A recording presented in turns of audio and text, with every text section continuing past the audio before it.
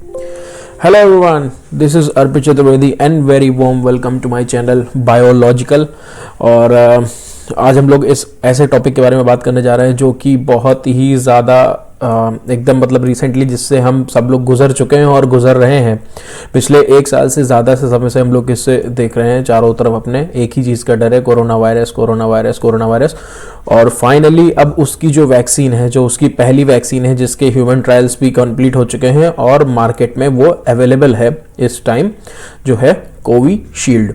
ठीक है, तो कोई भी वैक्सीन अगर आप मतलब यूज़ करना चाह रहे हैं या आप चाह रहे हैं कि आप कोरोना वायरस के लिए वैक्सीनेशन करवा सकें, तो उससे पहले उसके बारे में जानना बहुत ही ज़्यादा ज़रूरी हो जाता है। तो आज हम लोग उसी के बारे में बात करेंगे, कोविशील्ड के बारे में, कि कोविशील्ड क्या है, कोविशील्ड के एक्सिपिएंट्स क्या हैं, एक्सिपिएंट्स यानी कि कोविशील्ड के इंग्रेडिएंट्स क्या हैं और उसकी मैकेनिज्म ऑफ एक्शन क्या है, उसका प्रोज एंड कॉन्स क्या है। So sit back and let's start the video.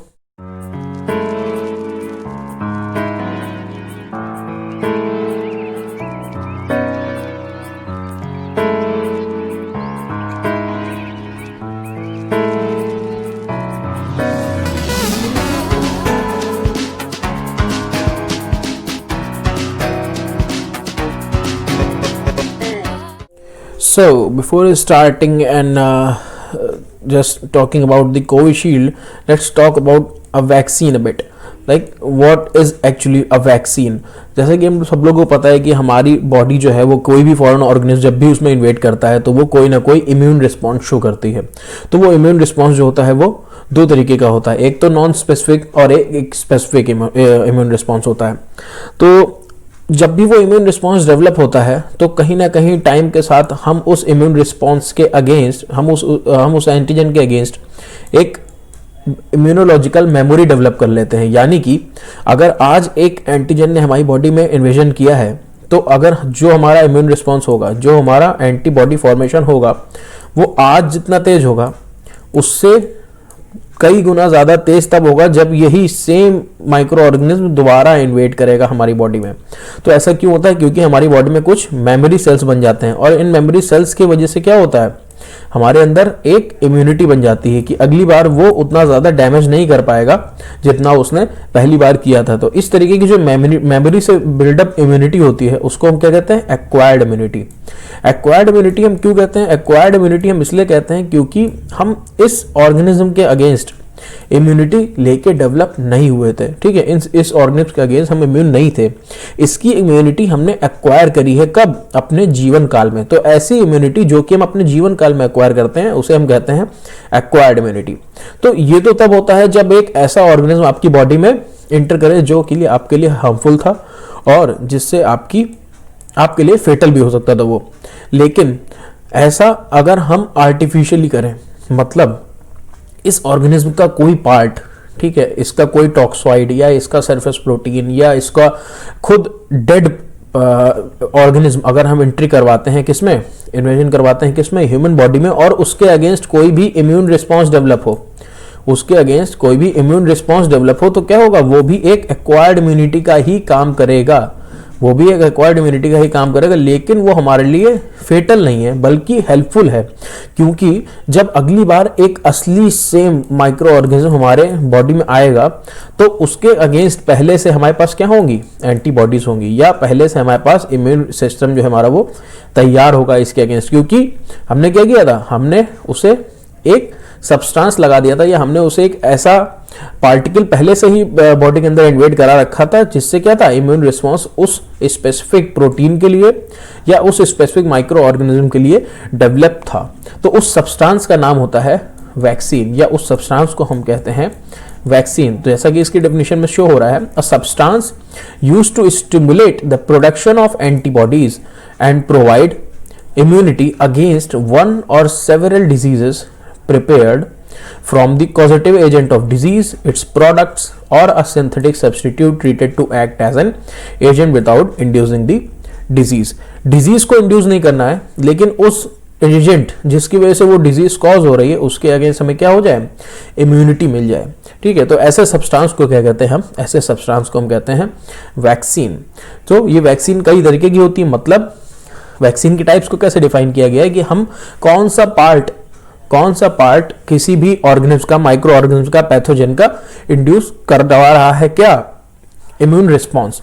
तो अगर हम क्या करें, कोई माइक्रो ऑर्गेनिज्म ले लें, उसको इनएक्टिवेट कर दें और उसको क्या करवा दें, उसकी एंट्री करवा दें किसी ऑर्गेनिज्म की बॉडी में, तो वो जो इम्यून रिस्पॉन्स डेवलप करेगा उसके द्वारा, तो उस टाइप की वैक्सीन को क्या कहा जाएगा, इनएक्टिवेटेड वैक्सीन। ये किसके लिए यूज हो रही है, इन्फ्लुएंजा के लिए, कॉलरा के लिए एंड बुबेनिक प्लेग के लिए, पोलियो के लिए भी इनएक्टिवेटेड वैक्सीन ही यूज होती है। Then this attenuated vaccine, attenuated vaccine the live micro organism modified to be less deadly और क्लोजली रिलेटेड माइक्रो ऑर्गेनिज्म। मतलब अगर हम क्या करें, माइक्रो ऑर्गेनिज्म लें और उसमें से कुछ जीन्स की डिलीशन कर दें या कुछ उसको इस तरीके से मॉडिफाई कर दें कि अब क्या हो, अब अगर वो बॉडी में इन्वेट करे तो वो वैसा फेटल इफेक्ट या उतना ज्यादा डेडली ना हो, किसके लिए, जिस भी होस्ट में वो जा रहा है। तो इस ऐसी कौन सी और क्या होगा, उसके ऐसे प्रोटीन्स होंगे या उसका ऐसा स्ट्रक्चर होगा जिसके अगेंस्ट एंटीबॉडी डेवलप होंगी और जो हमें क्या देगा, इम्यूनोलॉजिक मेमोरी दे देगा। तो ये अभी किसके लिए यूज हो रहा है, yellow fever, measles, rubella, mumps and tuberculosis के लिए। Then the third type of vaccines are toxoid vaccine, like inactivated toxoid compound. कुछ ऐसे बैक्टीरियाज होते हैं जैसे डिप्थेरिया, टिटनेस, जो क्या करते हैं, टॉक्सॉइड रिलीज करते हैं, टॉक्सिन रिलीज करते हैं, राइट। टिटनेस से टिटनेस टॉक्सिन, डिप्थेरिया टॉक्सिन, ये सब टॉक्सिन्स रिलीज होते हैं। तो अगर हम इन टॉक्सिन के स्ट्रक्चर को पढ़ के उसके जैसा एक प्रोटीन इनकॉर्पोरेट कर दें या उस टॉक्सॉइड के अगेंस्ट एंटीबॉडी डेवलप करवा लें अपनी बॉडी में, तो जब ये बैक्टीरिया हमारी बॉडी में प्रेजेंट होंगे और ये टॉक्सिन रिलीज करेंगे तो इसके अगेंस्ट पहले से क्या होंगी, एंटीबॉडीज होंगी हमारी बॉडी में, और जो कि क्या करेंगी, इसके फैलने के या इसके इफेक्ट को कम कर देंगे या इसको खत्म कर देंगे, या पहले से हमारे पास इम्यूनोलॉजिकल मेमोरी होगी या इम्यून रिस्पॉन्स होगा जिससे हम इसको किल कर सकें। दूसरी सब यूनिट वैक्सीन, सब यूनिट वैक्सीन यानी कि प्रोटीन कंपोनेंट माइक्रो ऑर्गेनिज्म का या कोई और ऐसा कंपोनेंट जिसको हम क्या कर सके, सिंथेसाइज कर सके सेल्स के अंदर। जब हम वैक्सीन का एक पार्ट ऐसा भेजें, जीन भेजें वैक्सीन में अगर हम किसी वेक्टर के थ्रू, ठीक है, और ये जीन क्या करे, जाके जीन किसके लिए कोड करता है, gene is the part of the DNA that code for a protein, तो then it's code for mRNA, DNA code for mRNA and mRNA itself code for protein. और प्रोटीन ही तो है जिसपे हमें ध्यान देना है। ये प्रोटीन कौन सा है, ये वही प्रोटीन है कहीं ना कहीं जो कि किसमें प्रेजेंट था, जो कि प्रेजेंट है हमारे फॉरेन माइक्रो ऑर्गेनिज्म में, जो कि हमारे लिए फेटल है। तो इसका वो प्रोटीन पार्ट जिसको हमने मॉडिफाई किया हुआ है, या वो ऐसा प्रोटीन पार्ट जो कि क्या हो, किलर ना हो, जो कि डायरेक्टली रिस्पॉन्सिबल ना हो उस ऑर्गेनिज्म के फंक्शन के लिए, हम उसको क्या करते हैं, इनकॉर्पोरेट करवा देते हैं सेल्स में, इंजेक्ट करवा देते हैं। और फिर क्या होता है, जब वो प्रोटीन बन के आता है, जब वो प्रोटीन बन के आता है सेल्स में, तो उस प्रोटीन के अगेंस्ट, क्योंकि वो फॉरेन प्रोटीन है, हमारे एमएचसी मॉलिक्यूल्स जानते हैं ये सेल्फ प्रोटीन नहीं है, उसके अगेंस्ट एंटीबॉडी रिस्पॉन्स डेवलप होता है। एंटीबॉडी रिस्पॉन्स डेवलप होने की वजह से क्या होता है, हमें पता होता है कि ये प्रोटीन हमारे पास फॉरेन बाहर से आया हुआ है, हमारे बॉडी का प्रोटीन नहीं है। तो पहले से जब एंटीबॉडी उसके अगेंस्ट रहती हैं, तो जब सेम ऑर्गेनिज्म दोबारा एंट्री लेता है तो हम उस प्रोटीन को पहचान के उसे किल कर सकते हैं, क्योंकि हम और उतना ज्यादा टाइम नहीं लगेगा या वो ऑर्गेनिज्म उतना ज्यादा डेडली इफेक्ट कॉज नहीं कर पाएगा, क्योंकि हमारे पास एंटीबॉडी पहले से ही बनी रखी थी। तो कौन सा किसके लिए यूज हो रहा है, ये वायरस लाइक पार्टिकल्स के लिए यूज होता है, हेपेटाइटिस के लिए यूज हो रहा है, हेपेटाइटिस बी के लिए, और ह्यूमन पैपिलोमा वायरस के लिए। ह्यूमन पैपिलोमा वायरस जो है वो सर्वाइकल कैंसर भी कॉज करता है। देन इज कॉन्जुगेट पॉलीसैकेराइड्स और bacterial outer quotes that poorly stimulate the immune response, उनके लिए कॉन्जुगेट वैक्सीन की यूज करते हैं हम लोग। दूसरा is heterotropic or Jennerian, pathogen that infect other animals but do not cause disease or cause mild disease in human like cowpox. ठीक है, जैसे बीसीजी वैक्सीन जो यूज करते हैं, ट्यूबरक्लोसिस, ये बचपन में अगर आप अपना कार्ड देखेंगे ये हर सबको लगवाई जाती है। ज्यादातर वैक्सीन बचपन में ही सबके लग जाती है, तो सबको पता होना चाहिए कि किस किस और पर्सन के कौन कौन सी वैक्सीन लगी हुई है। ठीक है, तो ये तो हो गया वैक्सीन और टाइप्स ऑफ वैक्सीन। अब हम लोग बात करते हैं जो मैंने हमारा आज का टॉपिक था कोविशील्ड के बारे में, कि आखिर कोविशील्ड है क्या, और लोग इसको बिल्कुल भी ये ना समझें कि ये कोवैक्सीन है या कोई और वैक्सीन है जो कि अलग अलग डेवलप हुई है। जो अभी भारत में मार्केट हो रही है वैक्सीन जो अभी अवेलेबल है, कितना 200 रुपीज़ पर पर्सन के लिए, पर पर्सन जो है ये लिया, इसके लिए चार्ज किया जा रहा है। तो अभी जो ये वैक्सीन है ये कौन सी है, कोविशील्ड है। तो आज हम लोग इसी के इंग्रेडिएंट्स के बारे में और इसी की मैकेनिज्म ऑफ एक्शन के बारे में बात करने वाले हैं। सबसे पहले तो ये जान लेंगे कोविशील्ड आखिर है क्या। This is the vial of Covishield, okay, this is the vial of Covishield. Covishield का असली नाम जो है वो है AZD1222। It is also known as Oxford AstraZeneca vaccine and it is marketed as Covishield. जो कोविशील्ड नाम है ये सिर्फ इंडिया और कुछ अदर कंट्रीज में मार्केट करने के लिए यूज किया जा रहा है। इसका असली नाम ऑक्सफोर्ड एस्ट्राजेनेका वैक्सीन है। इसे किसने डेवलप किया है? It is developed by Oxford university and AstraZeneca given by intramuscular injection.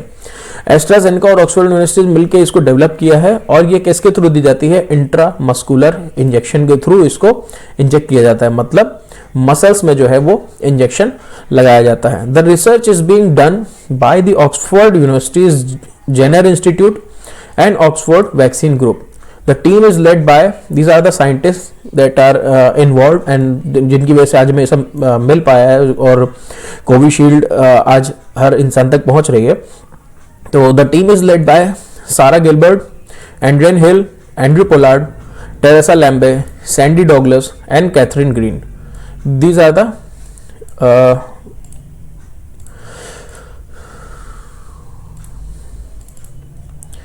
the persons that are involved behind this. Okay, तो ये था कोविशील्ड के बारे में कि कोविशील्ड की आखिर कहाँ से आया है, कौन से रिसर्च इंस्टीट्यूट इन्वॉल्व थे और कौन कौन से टीम लीडर थे या टीम मेंबर थे जो कि इन्वॉल्व थे इसके फॉर्मेशन में। अब बात करते हैं हम लोग कोविशील्ड के एक्सीपिएंट्स के बारे में। एक्सीपिएंट्स मतलब क्या होता है? कोविशील्ड का जो भी वैक्सीन में इंग्रेडिएंट्स पड़ते हैं उन्हें हम क्या कहते हैं? उन्हें हम एक्सीपिएंट्स कहते हैं। ठीक है, तो कुछ ऐसे एक्सीपिएंट्स होते हैं जो कि जरूरी होते हैं, मतलब आप बैक्टीरिया का कुछ पार्ट या क्या करेंगे, आप बैक्टीरिया का कुछ पार्ट या कोई ना कोई वेक्टर तो यूज करेंगे ही करेंगे। उसके अलावा कुछ ऐसी चीजें होती हैं जो कि आपको एक वैक्सीन में रखना बहुत ज्यादा जरूरी है, तभी वो वैक्सीन ढंग से काम कर पाएगी। जैसे कि क्या? जैसे कुछ प्रिजर्वेटिव। अगर आप बैक्टीरियल वैक्सीन यूज कर रहे हैं तो क्या आपको कुछ ऐसा देना पड़ेगा जो कि क्या करे, आपको यूज करे आर्टिफिशियल फूड सोर्स की तरह यूज करें। कुछ आपको रॉस को क्लीन करने के लिए यानी कि रिएक्टिव ऑक्सीजन स्पीशीज के लिए एंटीऑक्सीडेंट्स की जरूरत पड़ेगी। ठीक है, आपको वाटर की भी जरूरत है, या कुछ ऐसे चार्ज स्पीशीज ना डेवलप हो जाएं जो कि क्या कर सकें, जो कि कोई फेटल रिएक्शन को ट्रिगर आउट कर दे, तो उससे भी आपको बचना है। तो उन सारी चीजों के लिए क्या करते हैं? उन सारी चीजों के लिए हम अलग से कुछ सब्सटेंसेस या इंग्रेडिएंट्स क्या करते हैं? इसमें इन्वॉल्व करते हैं। तो in addition to weakened or killed disease antigens, virus or bacteria, vaccines contain very small amounts of other ingredients called excipients. So ये कौन कौन से हैं? L histidine. तो सबसे सबको प्रॉपर्टी के बारे में हमको जरूर पता होना चाहिए कि एल हिस्टिडीन आखिर कर क्या रहा है। तो L histidine acts as an antioxidant. Vaccine में जो है एल हिस्टिडीन एंटीऑक्सीडेंट का काम करता है, एंटीऑक्सीडेंट का काम करता है। प्लस एल हिस्टिडीन और कौन सा काम करता है? L histidine act as buffer. ये बफर का काम करता है। अगर पीएच में थोड़ा बहुत फेरबदल होता है तो एल हिस्टिडीन उसको मैनेज कर लेता है। ठीक है, इसी का एक दूसरा फॉर्म भी पड़ता है L histidine hydrochloride monohydrate. Okay, then is magnesium chloride hexahydrate, polysorbate 80 and water for injection. Polysorbate 80 जो होता है ये इमल्सिफायर होता है, it is emulsifier. Ethanol, it is for stabilization of the stabilization of the vaccine. Then is sodium chloride, electrolyte. Then sucrose, artificial material or artificial food source. Or then it's disodium editate dihydrate, EDTA. EDTA, it is a chelating agent. ये क्या करता है? अगर कोई भी positively charge species develop होती है तो ये उसके साथ किलेट करके उसको क्या करता है? स्टेबलाइज करता है। ओके, तो these are the excipients that are present in the Covishield, okay, जिसमें सबसे ज्यादा एल हिस्टिडीन का रोल बहुत ज़्यादा है। इसमें से कुछ माइनर है, कुछ मेजर है, जिसमें से हिस्टिडीन जो है, एलिस्टिडीन जो है वो मेजर है। Okay, then water for injection it is necessary for the vaccine. देन हम लोग बात करते हैं मैकेनिज्म की। तो मैंने एक सेपरेट वीडियो बनाया हुआ है कोरोना वायरस के ऊपर, जिसे एक चैनल पे अपलोड किया था। उसका link I will be giving in description box. पहले अगर आप चाहें तो वो वीडियो देख सकते हैं, जिसमें कोरोना वायरस के स्ट्रक्चर के बारे में, mRNA के स्ट्रक्चर के बारे में कंप्लीट स्टडी करके वो वीडियो बनाया हुआ है। तो उसमें आप mRNA के स्ट्रक्चर के बारे में जान सकते हैं और कोरोना वायरस के कंप्लीट स्ट्रक्चर के बारे में जान सकते हैं। अभी हमें जिस स्ट्रक्चर का सबसे ज्यादा काम है वो काम है स्पाइक प्रोटीन का।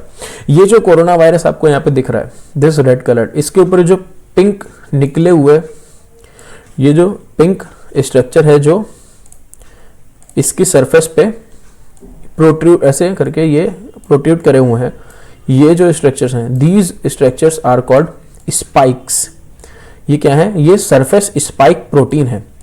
इस स्पाइक प्रोटीन की मदद से ये क्या करता है कोरोना वायरस लंग्स में उन सेल्स पे जाके अफेक्ट करता है जिनके सरफेस पे कौन सा एंजाइम का डोमेन प्रेजेंट होता है? ACE2।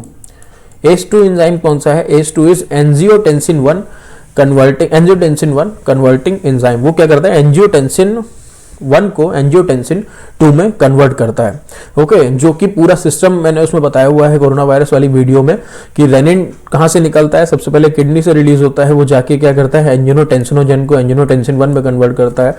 एंजियोटेंसिन 1 जो एंजियोटेंसिन 2 में कन्वर्ट होता है ACE2 की मदद से लंग्स में, और लंग्स में जब इन्हीं सेल्स पे वो इफेक्ट करता है, या अगर ACE2 ना हो, अगर ACE2 सेल के डोमेन सरफेस पे ना हो, तो कोरोना वायरस एंट्री नहीं कर पाएगा सेल के अंदर। वो सेल के अंदर एंट्री लेता ही इसी वजह से है कि ये स्पाइक प्रोटीन क्या करते हैं? इस ACE2 एंजाइम के सरफेस डोमेन्स के साथ इंटरैक्ट करते हैं, अटैचमेंट करते हैं, और फिर अटैचमेंट के बाद क्या करते हैं? एंट्री करते हैं। अटैचमेंट करते हैं पहले, और फिर अटैचमेंट के बाद एंट्री लेते हैं। ठीक है, तो ये ACE2 जो एंजाइम का डोमेन है, ये बहुत ज़्यादा जरूरी है इसके एंट्री के लिए, और ये हमारे सेलुलर फंक्शन के लिए भी या मेटाबॉलिक फंक्शन के लिए बहुत ज्यादा जरूरी है। तो हम इसको डिटोरेट भी नहीं कर सकते, ये नेचुरली प्रेजेंट होता ही होता है। तो देखते हैं, corona virus structure reveals that it contains spike proteins on it's surface which plays an important role in the attachment and entry through the cells in the lungs having ACE2 enzyme. Okay, scientist focused on the genes coding for this spike protein. अब scientist ने ये सोचा कि अगर ये इतना ज्यादा जरूरी है स्पाइक प्रोटीन, किसके लिए? अगर ये इतना ज्यादा जरूरी है अटैचमेंट और एंट्री के लिए, तो ये हर स्ट्रेन में, अगर कोरोना वायरस म्यूटेट भी कर रहा है, तो उसके हर स्ट्रेन में क्या होगा? ये स्पाइक प्रोटीन तो प्रेजेंट होंगे ही होंगे।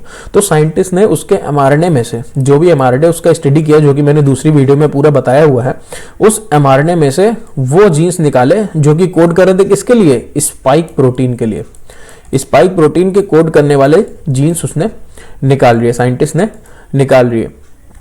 इस स्पाइक प्रोटीन वाले जीन्स को क्या किया? Let's take another white window to start with the basics. Okay, so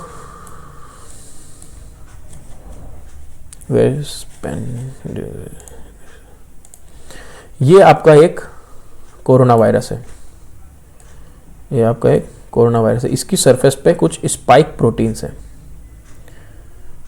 कहीं ना कहीं mRNA अंदर होगा जो कि क्या कर रहा होगा? इसको कोड कर रहा होगा। mRNA कोड कर रहा है किसको? स्पाइक प्रोटीन को। अब हमें क्या करना है? इस स्पाइक प्रोटीन को फोकस करना है कि हमें वो जीन चाहिए या वो mRNA का सेगमेंट चाहिए जो कि किसे कोड कर रहा है? इस स्पाइक प्रोटीन को कोड कर रहा है। अगर हम उसे निकाल के, मान लीजिए ये जो सेगमेंट है ये हमने यहाँ से निकाला, और इस सेगमेंट को निकाल के हमने एक वेक्टर में इंड्यूस कर दिया, एक वेक्टर में इनकॉर्पोरेट कर दिया। वेक्टर का DNA है और इस वेक्टर के DNA में इनकॉर्पोरेट कर दिया, और फिर ये वेक्टर वैक्सीन के थ्रू या वैक्सीन बना के कहाँ इंजेक्ट करा दिया?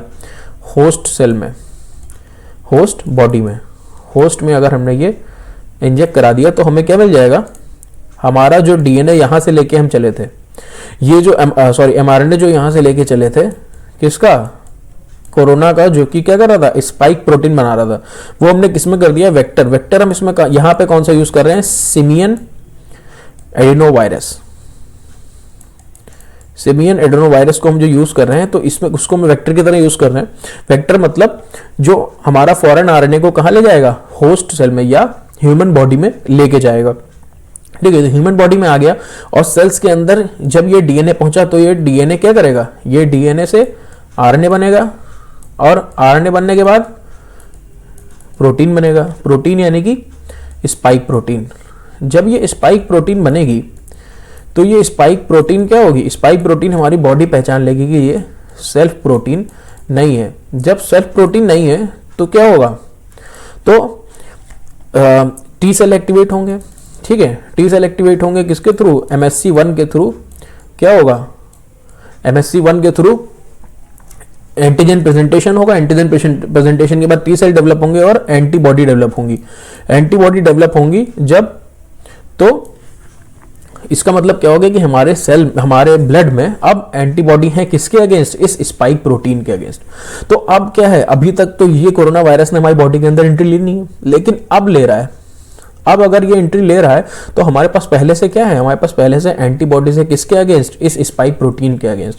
तो वो एंटीबॉडीज ब्लड में क्या हो रही हैं, फ्लो हो रही हैं। वो एंटीबॉडीज ब्लड में फ्लो हो रही हैं, ब्लड में फ्लो हो रही हैं। तो जब कोरोना वायरस एंट्री लेगा तो ब्लड में पता चल जाएगा कि वहां पे, क्योंकि इनकी एफिनिटी होगी, इनकी एफिनिटी होगी इन स्पाइक प्रोटीन्स के अगेंस्ट, तो ब्लड में पता चल जाएगा कि कोरोना वायरस ने एंट्री ले ली है और ये एंटीबॉडी जो है वो अपना इफेक्ट शुरू कर देंगे। जब एंटीबॉडी इस पे अटैच होगी तो कई सारी प्रोसेसेस होती हैं, जैसे कि ऑप्सोनाइजेशन। ये एंटीबॉडी जाके क्या करेगी, मैक्रोफेजेस के पास जाएगी, न्यूट्रोफिल्स के पास जाएगी और इन सेल्स को, यानी कि कोरोना वायरस को इन्फेक्टेड सेल या नॉर्मल जो कोरोना वायरस प्रोटीन बाहर प्रेजेंट होंगे उनको किल कर देगी। तो अभी जो काम पहले नहीं हो पा रहा था, क्योंकि ये नॉर्मल आपकी प्रोसेस डेवलप होती है, एंटीबॉडी ऐसे ही बॉडी में डेवलप होती है, लेकिन ऐसा तब जब होता है तब तक कोरोना वायरस बहुत ज्यादा क्या करता है, इफेक्ट कॉज कर चुका होता है अपना, जितना उसे करना था।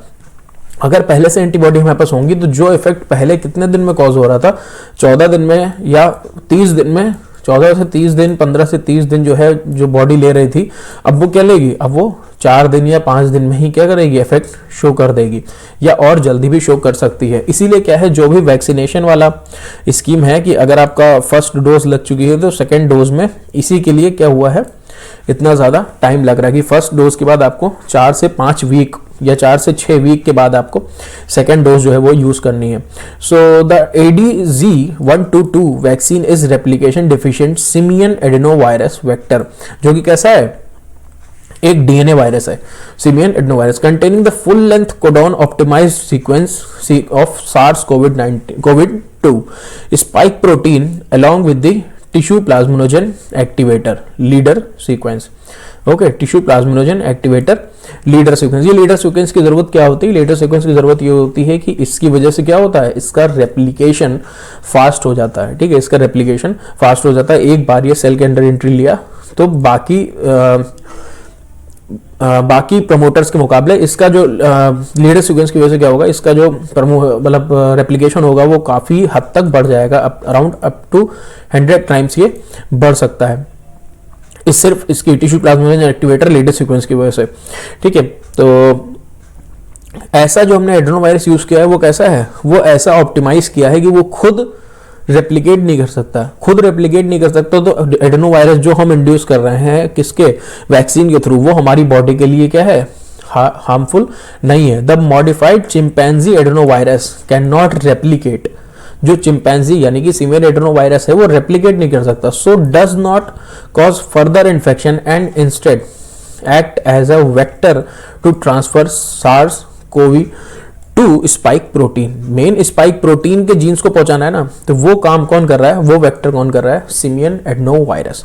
सो after vaccination this spike protein is produced promoting the immune system to attack the corona virus and if later infect the body. मतलब एक बार वैक्सीनेशन हो गया तो इस स्पाइक प्रोटीन के अगेंस्ट एंटीबॉडी डेवलप हो जाएंगी, और अगर अगली बार कोरोना वायरस हमारी बॉडी में एंट्री लेता है तो जो काम अभी होने में बहुत टाइम लग रहा था वो बहुत जल्दी हो जाएगा, या उसके अगेंस्ट हमारे पास पहले से एंटीबॉडी होंगी तो इम्यून रिस्पॉन्स जल्दी डेवलप हो जाएगा या जल्दी अपना असर दिखाएगा। ठीक है, तो ये तो हो गए पूरा उसके इंग्रेडिएंट्स और मैकेनिज्म की बात। अब थोड़ा सा हम लोग और जान लेते हैं कि कौन से रिस्क हैं, what are the risk of Covishield vaccine.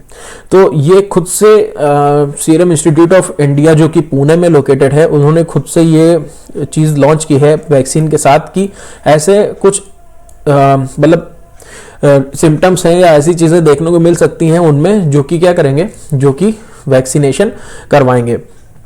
कौन कौन से सिम्टम है, कुछ वेरी कॉमन सिम्टम है, कुछ कॉमन सिम्टम है और कुछ अनकॉमन सिम्टम है। वेरी कॉमन सिम्टम जो है वो 10 में से 4 या 5 लोगों को भी 4 या 5 लोगों तक देखे जा सकते हैं। वो कौन कौन से, tenderness, pain, warmth, redness, itching, swelling, bruising where the injection is given. Okay, मतलब एक तरीके का थोड़ा सा हाइपर सेंसिटिव रिएक्शन, जरा सा हाइपर सेंसिटिव रिएक्शन देखने को मिल सकता है। Generally feeling unwell, feeling tired और फटीग, चिल्स और feeling feverish, headache, feeling sick, joint pain और मसल एक। ओके, यानी कि मसल में दर्द हो सकता है, जॉइंट में दर्द हो सकता है, कुछ हरारत सी लगेगी, सर दर्द होगा।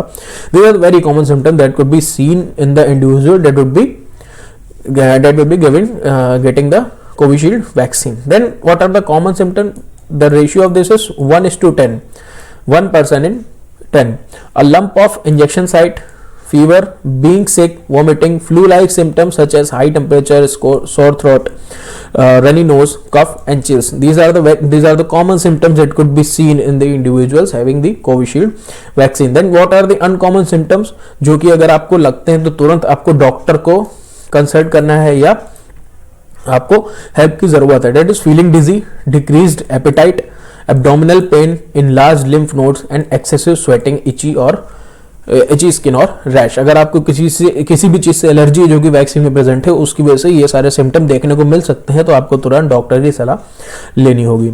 सो this is all about the Covishield vaccine. Thank you so much. I am Arpit Chaturvedi and you can mail me at biological1116@gmail.com if you want your own topic to be discussed, and if you like the video then do share and like the video on YouTube, and don't forget to subscribe to my channel.